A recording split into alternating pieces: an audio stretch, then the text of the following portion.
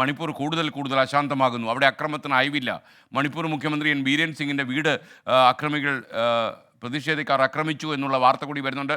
ഈ പ്രധാനമന്ത്രി നരേന്ദ്രമോദി മണിപ്പൂർ സന്ദർശിക്കണമെന്ന് പ്രതിപക്ഷ നേതാവ് രാഹുൽ ഗാന്ധി പിന്നെയും ആവർത്തിച്ചു. ഇത്രയും കാലമായിട്ടും പ്രധാനമന്ത്രി അവിടെ സന്ദർശിക്കാത്തതിൽ പല ക്വാർട്ടറിലും അസ്വസ്ഥത രേഖപ്പെടുന്നുണ്ട്. എന്നാൽ പ്രധാനമന്ത്രി ആഭ്യന്തരമന്ത്രി സന്ദർശിച്ചല്ലാതെ പ്രധാനമന്ത്രി ഇത്രയും കാലത്തിൽ ഒരിക്കൽ പോലും മണിപ്പൂരിൽ സന്ദർശനം നടത്തിയിട്ടില്ല എന്നാണ് നമുക്കറിയുന്നത്. വിനീത വി ജി ലേറ്റസ്റ്റ് മണിപ്പൂർ വിവരങ്ങളുമായി നമുക്കൊപ്പം ഡൽഹിയിൽ നിന്ന് ചേരുകയാണ്. വിനീത, ഗുഡ് മോർണിംഗ്. വീണ്ടും പ്രധാനമന്ത്രി മണിപ്പൂർ സന്ദർശിക്കണം, അവിടുത്തെ മുറിവുണക്കണം എന്നുള്ള രീതിയിൽ രാഹുൽ ഗാന്ധി ഉൾപ്പെടെയുള്ള ആളുകളുടെ ആവശ്യം വന്നിരിക്കുന്നു. മണിപ്പൂരിൽ സംഘർഷത്തിന് അയവില്ലാത്ത വിധം അക്രമം കൂടുന്നു എന്ന വാർത്ത കൂടി വരുന്നുണ്ട്. ഇത് ശരിക്കും മണിപ്പൂർ, ഈ വടക്കുകിഴക്കൻ സംസ്ഥാനമായ മണിപ്പൂർ നമ്മുടെ ഹൃദയത്തിലേറ്റ വലിയ മുറിവായി മാറിക്കൊണ്ടിരിക്കുന്നു. പറയൂ.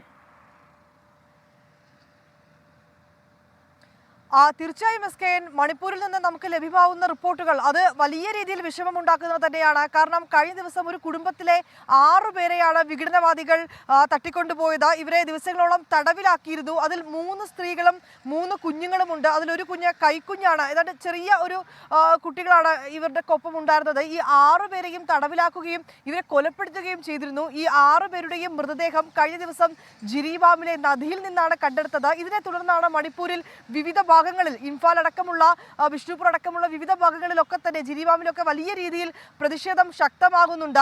ഈ വേണ്ട നടപടികൾ സുരക്ഷാ സേന സ്വീകരിക്കുന്നില്ലെന്നൊക്കെ ആരോപിച്ചാണ് അവർ ഈ പ്രതിഷേധം നടത്തുന്നത്. ഈ 6 പേരെ കാണാതായിട്ട് ദിവസങ്ങളോളമായിരുന്നു. ഇപ്പോഴിത് അവരുടെ മൃതദേഹങ്ങൾ കണ്ടെത്തിയിരുന്നു.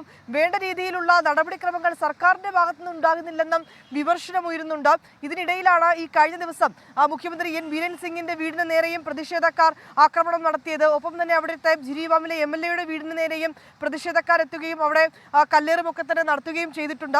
വലിയ ആശങ്കയിലേക്ക് തന്നെയാണ് നിലവിൽ മണിപ്പൂരിലെ സ്ഥിതിഗതികൾ പോകുന്നത്. ഒപ്പം ഈ സംഘർഷ സാധ്യതകളൊക്കെ തന്നെ കണക്കിലെടുത്തുകൊണ്ട് 6 പോലീസ് സ്റ്റേഷൻ പരിധികളിൽ ഈ സേനയ്ക്ക് പ്രത്യേക അധികാരം നൽകുന്ന അപ്സ നിയമം ഏർപ്പെടുത്തിയിട്ടുണ്ടായിരുന്നു. ഇത് പിൻവലിക്കണമെന്നും ഇപ്പോൾ മണിപ്പൂർ സർക്കാർ ആവശ്യപ്പെട്ടിട്ടുണ്ട്. ഈ നടപടി വീണ്ടും പുനഃപരിശോധിക്കണമെന്നാണ് കേന്ദ്രത്തോട് മണിപ്പൂർ സർക്കാർ ആവശ്യപ്പെട്ടിരിക്കുന്നത്.